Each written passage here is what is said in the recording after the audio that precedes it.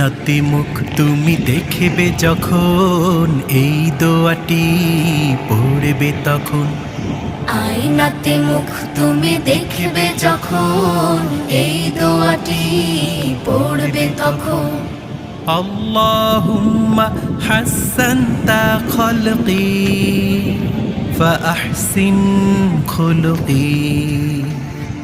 আল্লাহুম্মা হাসানতা খলকি ফাআহসিন খুলুকি।